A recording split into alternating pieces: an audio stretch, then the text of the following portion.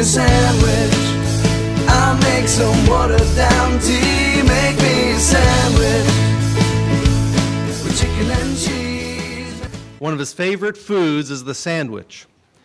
Not just any sandwich, but rather a sandwich that tastes good, is easy to digest, and is good for you.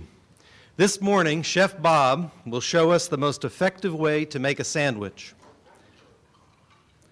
A speech evaluation is a sandwich, and I'm sure most of you have heard that before.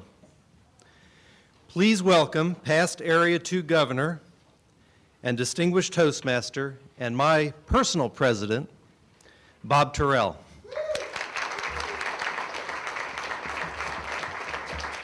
Remember, everything we do in Toastmasters, very few gospels here in Toastmasters. What we're doing is suggesting to people a way to do things.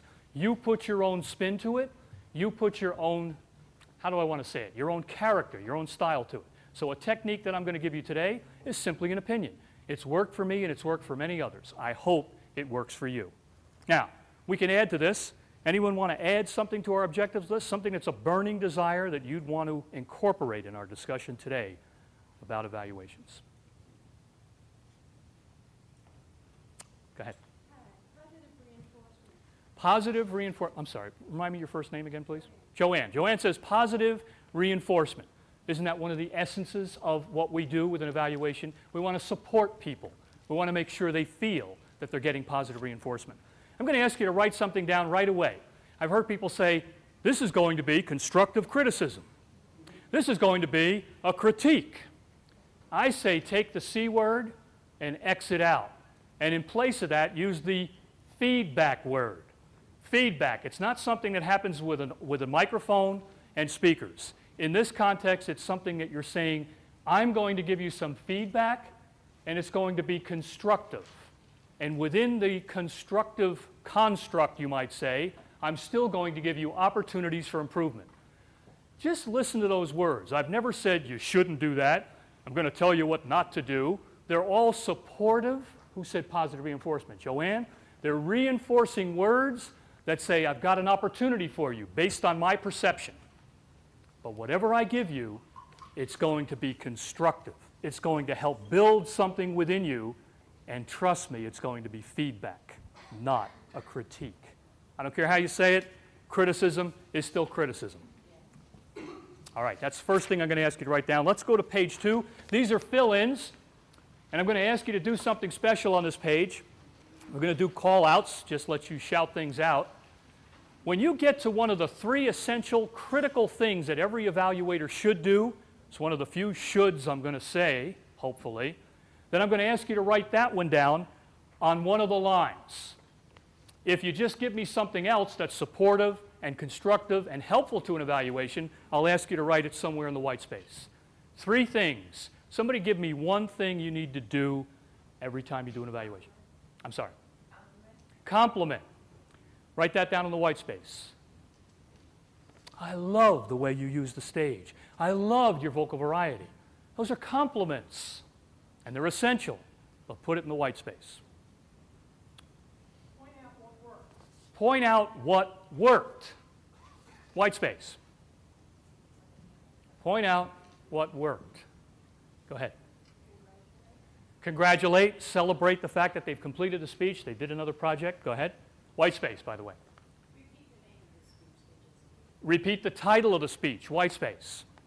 Let me give you one that's critical. Talk to the speaker. Put that on the first line. Talk sounds crazy, doesn't it? What do you mean? Of course I'm going to talk to the speaker. You'd be surprised how some people don't really carry on a dialogue with the speaker. Yeah, Joanne, so you're doing Project 8. That's great. Let's talk a little bit about it. What else are you doing that I need to look for? Talk with her. Preferably talk with her ahead of time so you don't do one of these. I just got the manual and now I have to evaluate her and I don't really have any time to get her objectives, her goals. Number 2 on a line, read the project in the manual. Get that. Read the project in the manual. Generally speaking, people come into a club meeting and they say, they just did the matchup. Here's the project manual, so you don't have a lot of time to read it. I understand that, but do whatever it takes. Evelyn Woods, scan it, whatever it takes with your ability to look at that and get the essence of the project. If you don't do that, you're not going to have a good grasp on how to give her feedback. Read the project. Go ahead. I was going to say confirm that they met the goals. There you go. And the way you do that, he's saying confirm you met the goals. Number 3 line says read and understand the evaluation sheet. You know that page that has all the objectives on it that you actually make your marks in? Read that. This is all ahead of time. Preferably at the beginning of the meeting when you have some time to digest this. Talk to the speaker. Hi, Joanne, I know you're doing Project 8.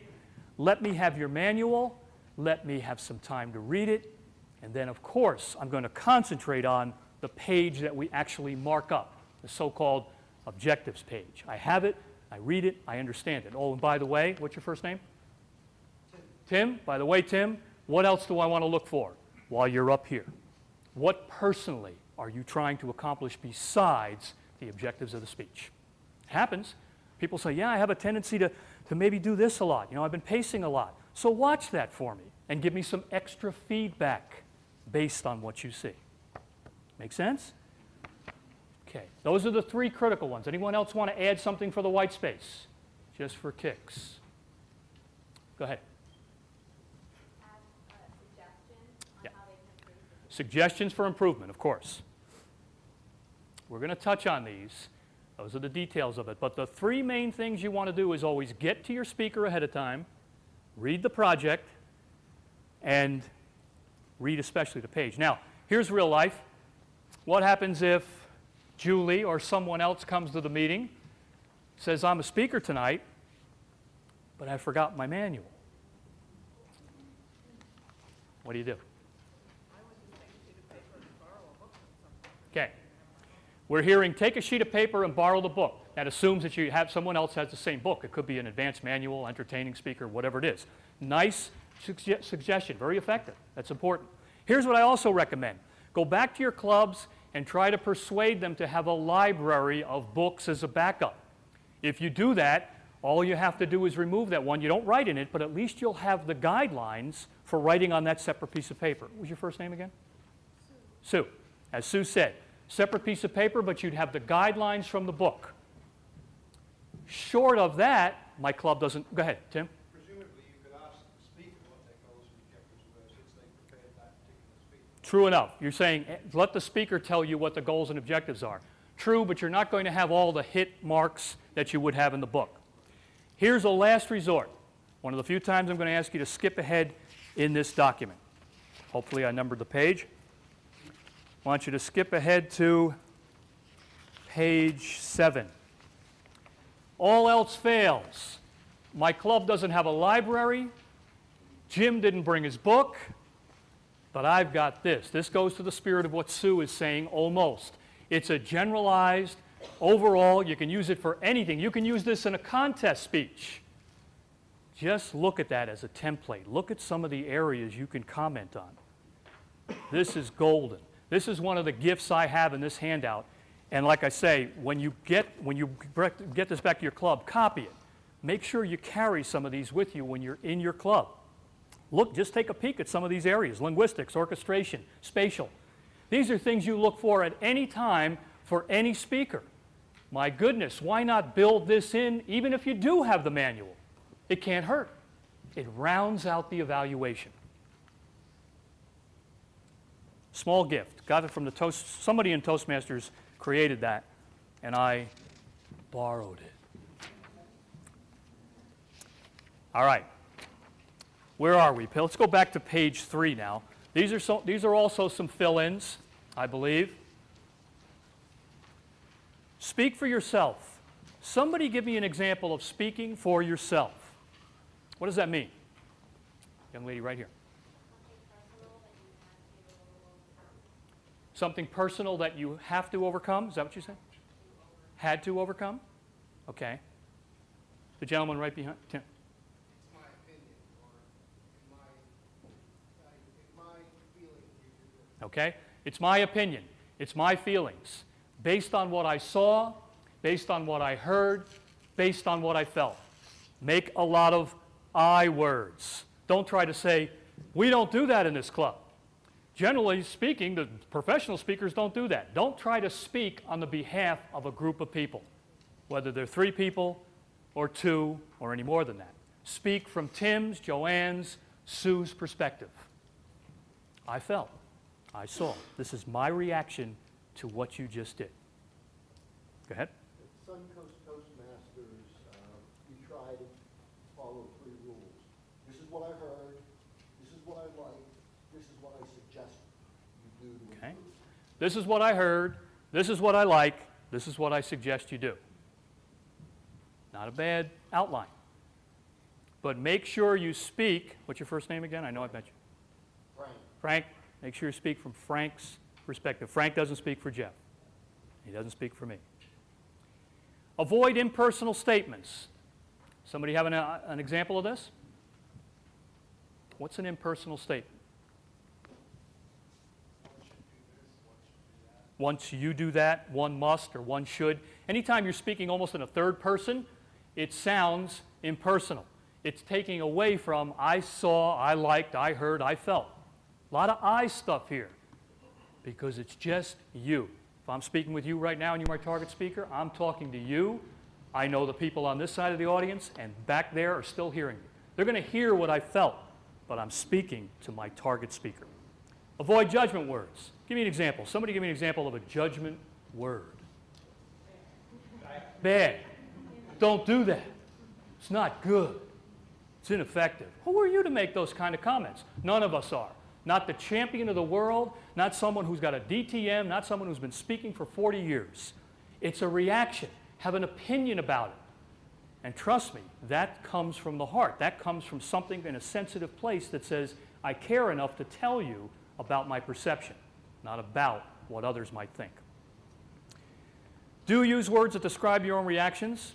We just heard this, several good examples. Things like, I was impressed, but I became a little confused. I was distracted when you were playing with that lavalier microphone thing. When you were gripping the lectern a lot, it took my eyes off you, you being your face, your persona, and it took it and placed them on your hands. I was impressed. I saw, I felt. They describe your reactions, and that's what you're having here, a reaction. Now, the last one's almost, Simon says, don't do this. Somebody read what the last one says. Do not repeat a point. I'm in a training mode right now, so it's absolutely essential for me to repeat. In fact, I'm allowed to repeat points up to 3 times, the magic of 3. But that's to drive the point home. I learned that a long time ago, and I use it every day in my job. But when you're doing an evaluation, don't hammer the point home. Don't repeat it. And I've seen people do that. I kind of forgot I said this way at the beginning. Now that I'm down here, I'll just repeat it again. They get nervous and they run out of things to boost and build up that person's confidence. That's your job. As an evaluator, don't get caught doing that. Okay. Any questions on any of these? These are just kind of baseline things. I know many experienced Toastmasters know these, but questions? Comments on these?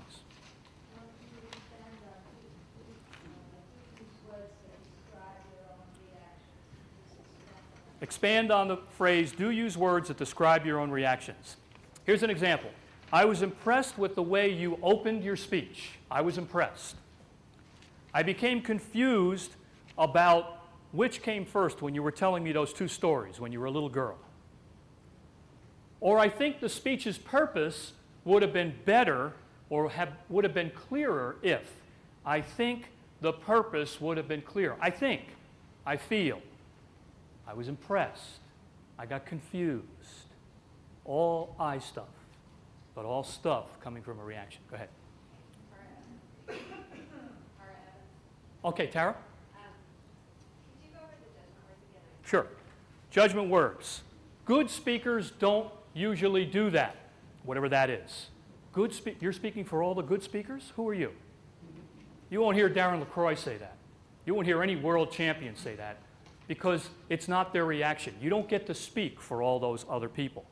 By the way, that wasn't the best way to ask a question. Can you imagine me saying that to you? Tara Evans. I'm just kidding. That's one of the judgment words. That wasn't the way to, that wasn't the best way. It's a judgment. It's like you just came down from the mount, you have 2 tablets, and it says right here, that wasn't the best way. You can't do that. You can do it, but when you do it, you're going to hurt that other person's feelings. They're going to feel judged. Joanne.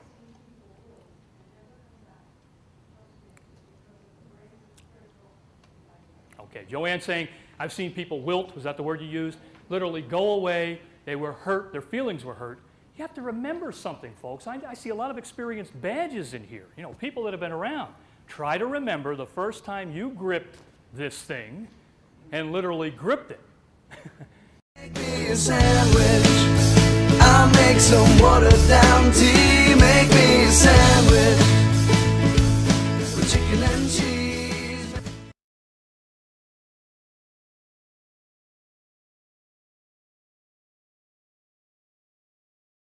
Make me a sandwich. I'll make some watered down tea. Make me a sandwich with chicken and cheese. One of his favorite foods is the sandwich. Not just any sandwich, but rather a sandwich that tastes good, is easy to digest, and is good for you. This morning, Chef Bob will show us the most effective way to make a sandwich. A speech evaluation is a sandwich, and I'm sure most of you have heard that before. Please welcome past Area 2 Governor and distinguished Toastmaster and my personal president, Bob Terrell.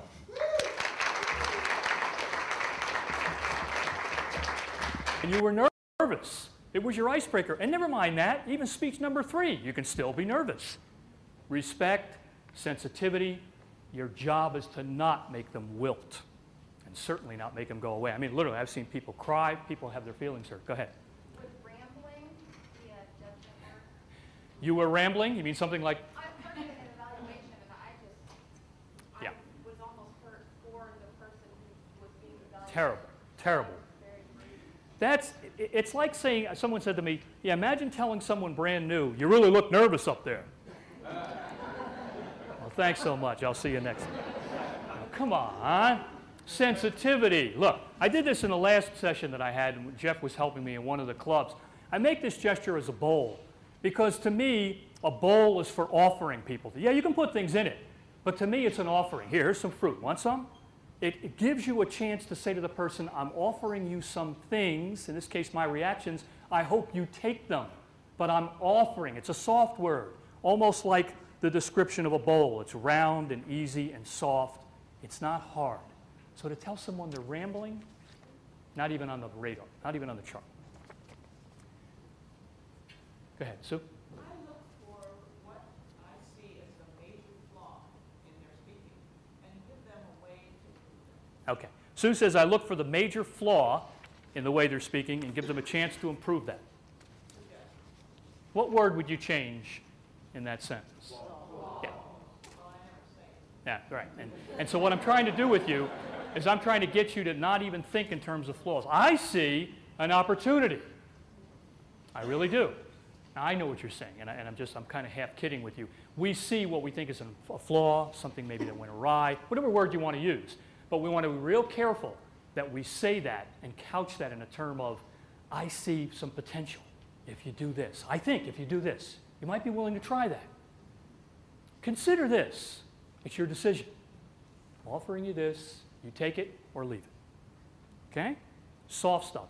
But all I'm trying to get you to do, I'm just playing with you, is think not in terms of flaw, but in terms of potential. I just saw him. One of my favorite books is The 1 Minute Manager. There you go. Steve. My evaluations of the good, better, best. Okay? What you did good, making sure what you might have done better, Better. and then what you really were impressed with. So the last thing they hear is what Best. you really got excited about.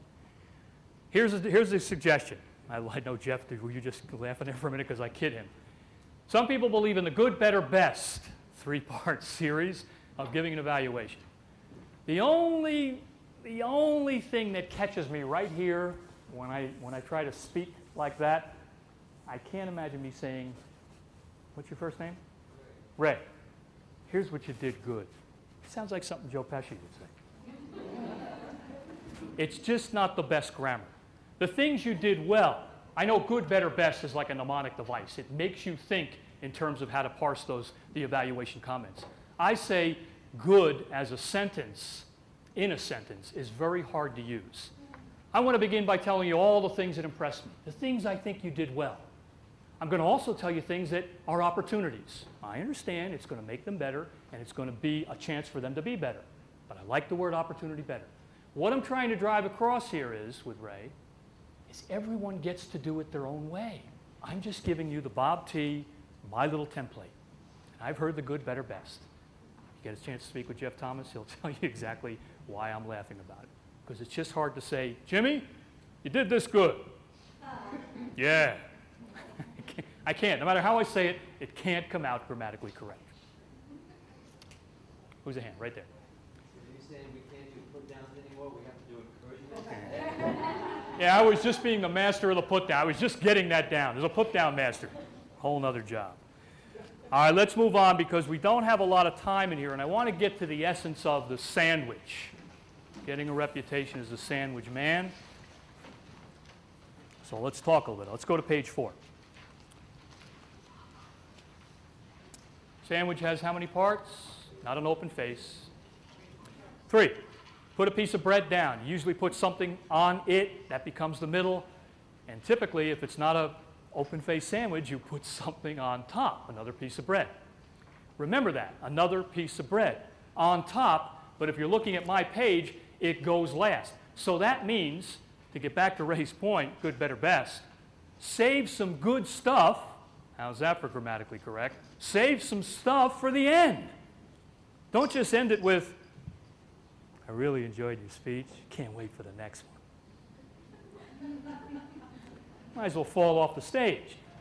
Come on, give them something. And the way you do that, the method by which you can save stuff, now look on your page.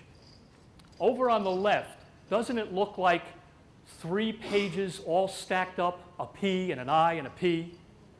Yeah. So what I'm trying to say is, what's wrong with writing in the person's book and then taking a separate piece of paper?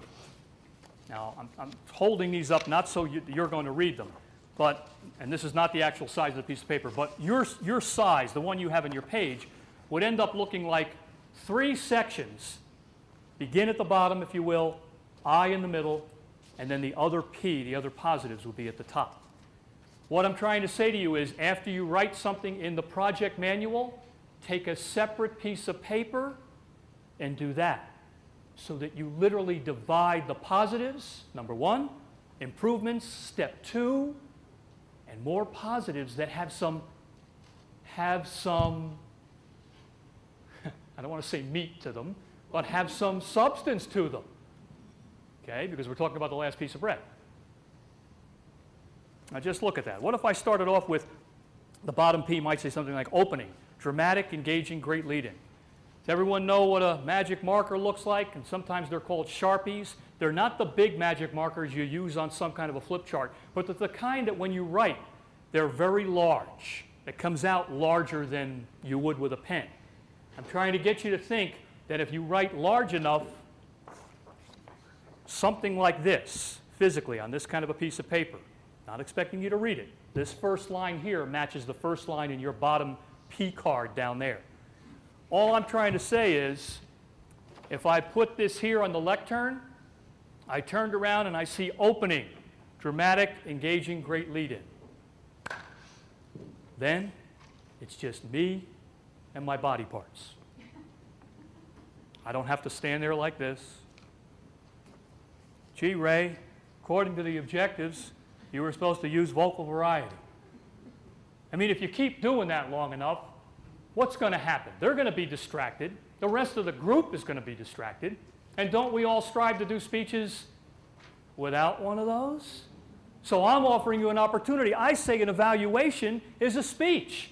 Why not work on it like a speech? So that you have 2 of these, if you're still blessed with them. You have 1 of these. You have legs that you can move. Why not put all your energy into an evaluation and speak with your target speaker? And all you got to do once in a while is look down and prompt yourself. Just like you would do in the beginning when you're making a speech. Not everyone starts out without notes. Some people start out using their notes. They tend to just only refer to them. Why not do the same with your evaluations? Where's the harm? And I feel, just as I am now, as I cruise around the audience and make eye contact with you, if you were my speaker right now, I'm with you 100%. And I still believe everyone all the way from the back to that side can hear and see everything I'm doing. Go ahead. I joined Toastmasters because I wanted to improve my public speaking and I loved it, but I fell in love with evaluations. Okay. My problem is trying to work the book and listen and totally be engaged and not miss anything. Okay. Anyone share in that? She's saying, I want to listen and I don't want to be doing this, but I have to take some notes. That's just my opinion. I understand that. Believe me, I concur. It works for me, though, to scratch notes, even though it's like being in a class, and trying to lift my head and pay attention as much as I can. Because I know ultimately, back to my point about these, ultimately I need a prompt to make sure you know that I'm giving you my heart and soul in terms of an evaluation. And I've heard several people say it should be uplifting. There should be opportunities. They should be things that even if they're flaws, we're not going to say flaws. We're going to give them, if you look at the I letter down there, the lines there, I'm going to give them things about how to improve, how to do better. So all I can say is you need to make a choice. Some people say, I will not write anything while they're speaking. I'm going to wait till they're done. Fine and dandy. I like to write a little bit because I want to make sure I have enough stuff that I can make 3 partitions on some piece of paper. Big written partitions.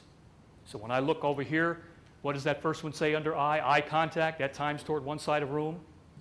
I'd want you to say the same thing to me in writing on the evaluation forms at the end of this session. I'd want you to come up and tell me that. Did I not walk over here enough times? Did I not speak to you, George, as much as I spoke to someone over here? That's the point. Let me know that. And the best way to do it is, oh, not do this. I don't think I got it all. I hear you, and I still recommend this. Scratch a couple of notes. Don't worry about the order, just like we do with a speech. And then take a piece of paper and partition it 3 ways. Anyone have any other suggestions? Joanne.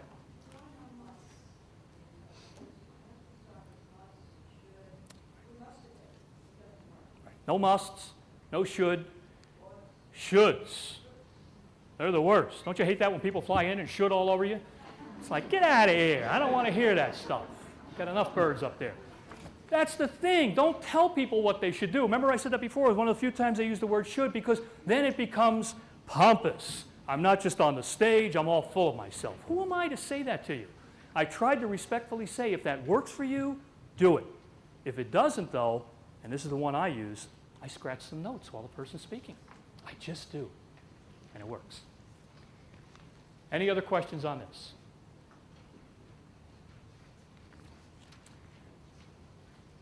All right. Someone asked this once. Look at the, is there a little yellow, you know, I have mine. Is there a box there somewhere that talks about, yeah. How many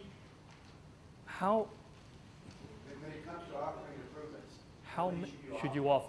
How many, let's hear some opinions. How many improvements, oh, there's the should word. How many improvements have you offered? May you offer? Go ahead. I think it depends on the speech. Okay. On the speech?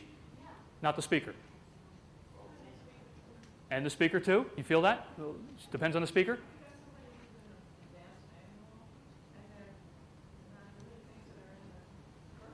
Okay. What Sue's saying is, what if they're working from an advanced manual, therefore somewhat experienced, and you know they haven't hit some of the marks? Would you tend to give, go ahead, finish the thought, Sue. How many would you tend to give to an advanced speaker? She says as many as needed.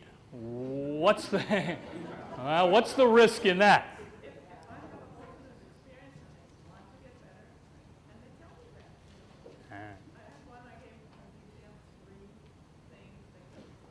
Okay, 3 things. Who else? Ideas? I keep it to 3 because I would grasp on that. Yeah. Or concentrate on it. You can write it in a book, but Right. orally don't. That's a good point. Orally versus written, right? I worked for a company where as part of our training program, was our objective to give, for our reps to give 3 presentations, and we would critique them. And I had something else to say. Okay. I no longer know what it is. It's all right. It's fine. You had me engaged. I was actually hanging over the edge of the stage. Listen.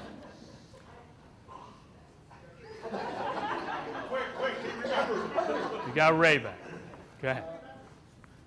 I found over time that if our objective was to give 3 developmental ideas, Okay. 3 simply overwhelmed them. I'd be with the rep again in 6 weeks, and there was nothing done. So we settled down to take care of this, and in 6 weeks we'll get together again and we'll address another issue. All right. Here comes an opinion from the Mount. I say if they're anything other than a new Toastmaster, limit it to 2. You don't have to agree. I'm just recommending it.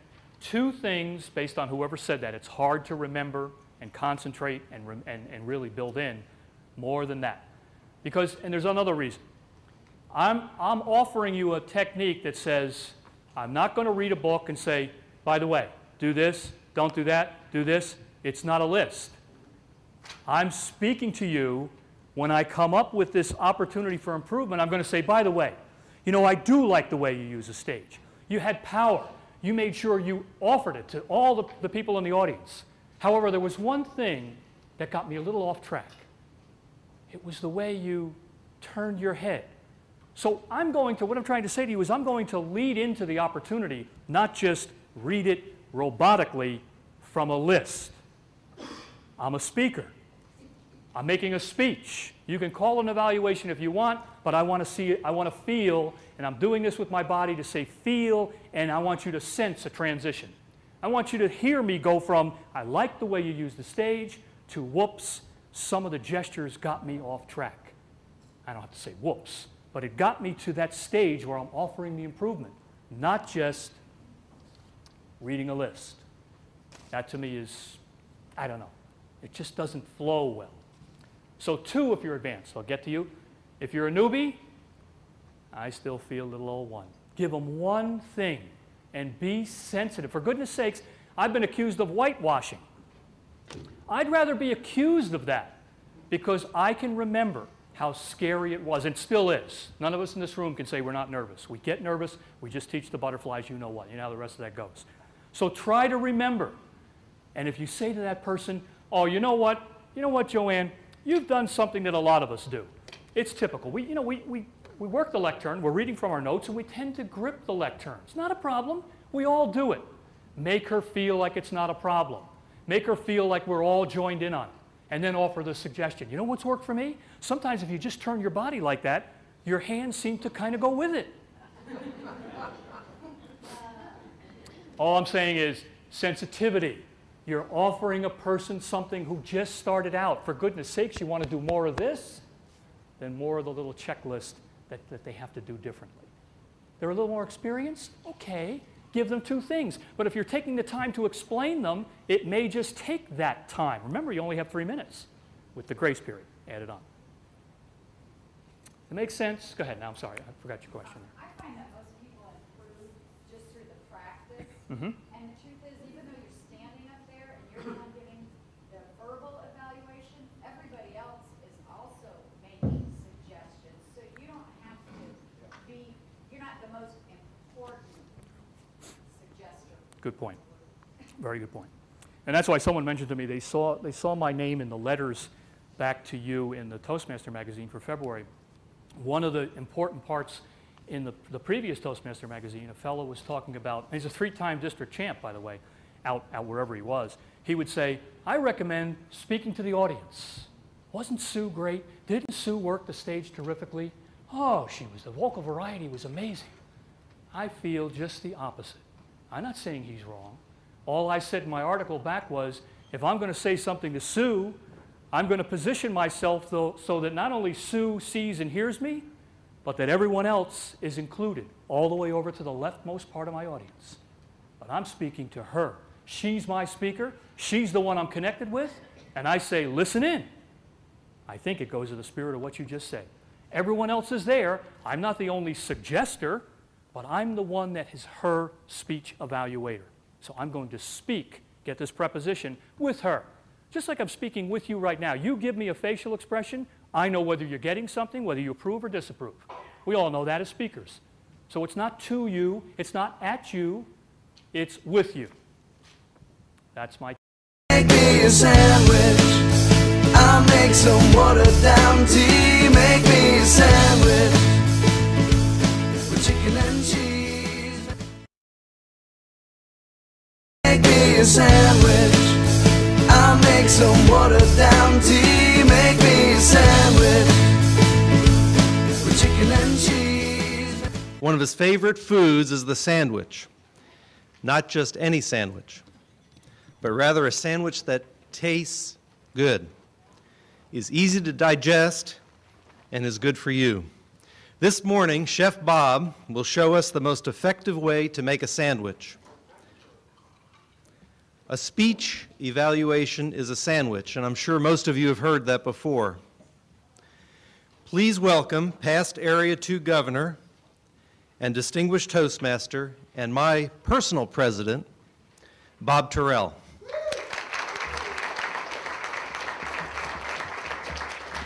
Go ahead. Evaluation is not a speech. People tend to make it into a speech rather than an evaluation and putting it in a format. That's what I've seen. Some people just make it as a speech, making it more dramatic rather than talking to the person and making it a proper evaluation. Okay.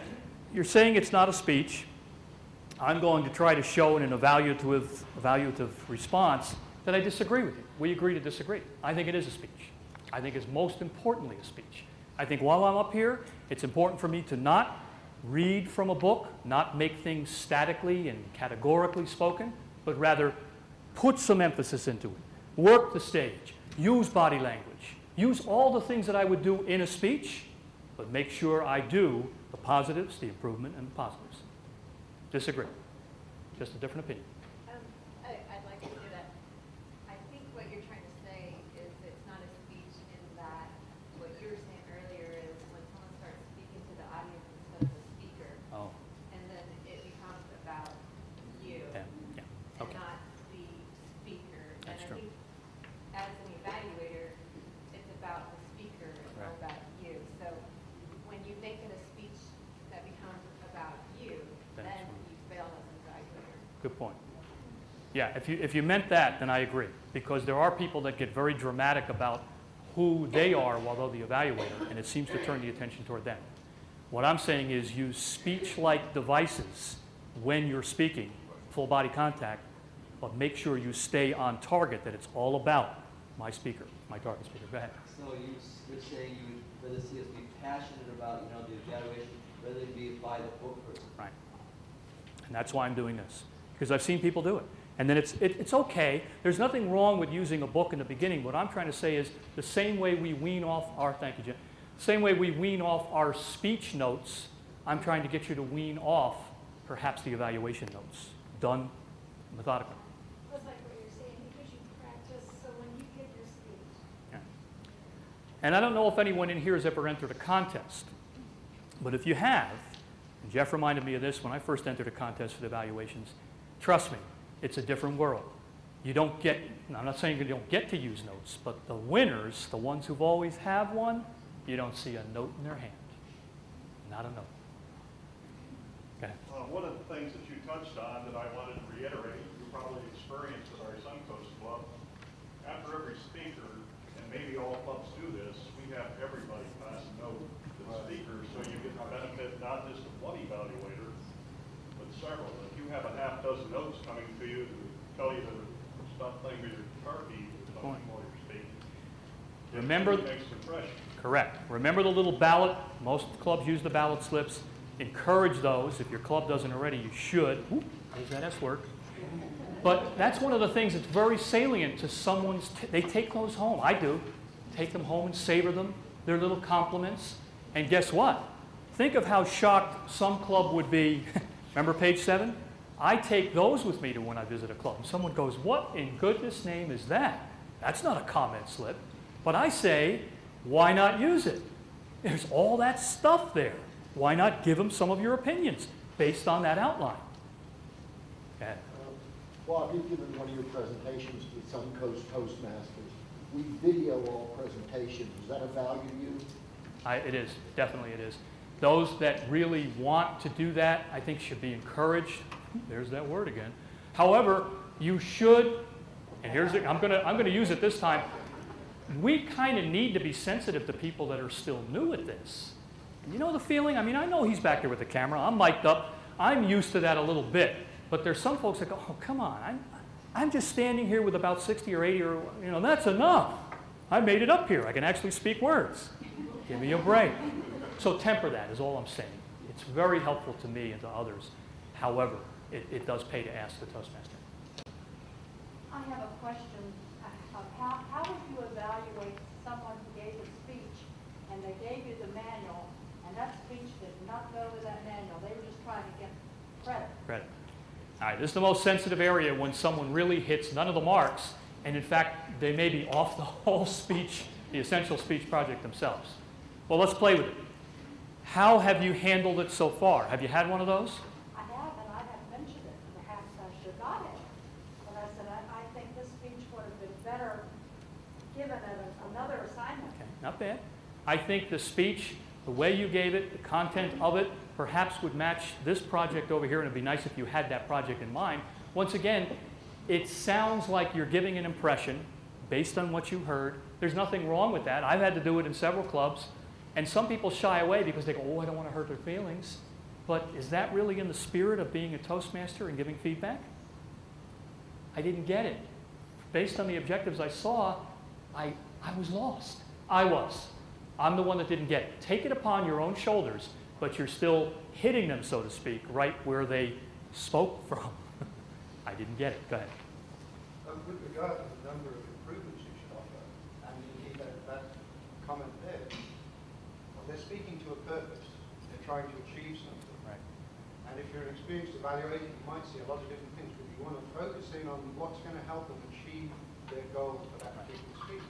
And surely there's nothing wrong in suggesting to someone, well, you know what, you didn't really do well on this project.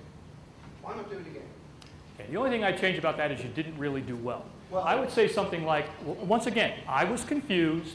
I didn't hear what I thought I would hear based on the project. In fact, like we all do in Toastmasters, why not take the opportunity to do it again? No harm, no foul. And you still got to sign off on it. Remember that. You can't say, I can't do it unless you can't get credit unless you do it. Go ahead. Something that Frank said a minute ago about the Suncoast Toastmaster, what we do, we video all of our speeches and then we upload them to the internet on Google. Yep. And I don't know about anybody else, but I evaluate my own speeches. I can go out and look, watch any speech I've done in the last 5 years. I'm a better critiquer. I can give myself constructive criticism, whereas coming from somebody else it might not come across. Understood. Once again, caution, anytime you say internet, even though I know they can be marked private, you have to be careful. You must be careful. There's a must. Because once again, when people hear that, they go, oh, yeah, who's going to see it? Huh? What are they going to do with it? Sensitivity, depending on their experience. We always get their approval. Understood. before we do it. I know you did. I know you did it with mine, and it's great. It's wonderful. Just need to make sure you explain that, and you typically do. Go ahead. I was going to say the same thing, like what you just said, as far as you are your own, you're the best one who can evaluate yourself. You can tell your evaluator, watch my hands, watch my, do I lean on the left hand? You can tell, but there's more of that that you know yourself. So we don't upload ours, and they're personal. Someone will tape and put on a DVD, and we get it ourselves. So you can go home later and read all your comments from all your club members, and then and your evaluation. Go home and watch the little DVD and go, oh my gosh, I didn't even know that I did that. That's the ultimate way to do it. If you can do it beforehand, while you're practicing your speech, that's just as good. Because what you're doing is you're watching yourself, not in the case of like I work with Jeff a lot. Getting my coach's feedback is terrific, but getting your own is the ultimate. I want to cover one more page before we go. Can you evaluate the evaluator? Of course. This is Toastmasters. We evaluate everything. The food was great. Look on page 8. This is an actual form. Now, I've trumped it up a little bit. but it is an actual form from Toastmasters that allows any member in the club, you don't have to be the GE, we all know what a GE is, General Evaluator, any club member can fill this form out on page 8, page 7, excuse me, I got the wrong one, page 7. It should say Speech Evaluator Feedback 4, and then you're listing the evaluator's name, and you see what you're doing there. Did you carry on a dialogue with him? Not really a dialogue, it was a monologue, but did you speak or talk to the speaker? Did you offer them constructive feedback? Did you give them specific descriptions of the behaviors that you enjoyed, you liked? Were you concise? Were you organized? It's all about a technique. It's true, I've said to you that I believe it's a speech, but it still needs to be organized in a way that's going to sound like, here's what I thought I really loved about what you did. Here's where I thought maybe there's some opportunities. But let me tell you, in the end, Jim, the way you tell a story, it's amazing. Because each one of your little vignettes caught my attention, kept me there, and yet at the same time, your transitions took me to each one in a smooth and wonderful way. You are truly a storyteller. That's how I'd end up. I want it to sound like a closing, just like in a speech. And what's wrong with opening the same way? Think about being creative, folks. Toastmasters is all about that. Someone can hand you a template and then say, you do that speech. You're going to do it differently than Joanne, and we're hoping you will, because your personality will be in it. Well, I say the same thing about evaluations. Put your special ingredients into it, and I guarantee you, the sandwich you have will be one that's delicious. Make sure you fill out the session evaluations. Thank you for working with me today. It's been a pleasure serving you. I'll make some watered down tea. Make me a sandwich with chicken and cheese. Make me a sandwich. I'll make some watered down tea. Make me a sandwich with chicken and cheese. Now I've been waiting all my life to walk right next to you. And if I had to run a marathon, I'd probably turn blue. But I'd do it anyway, if that was the only way to keep making a mess in the kitchen with you forever and a day. Make me a sandwich. I'll make some watered down tea.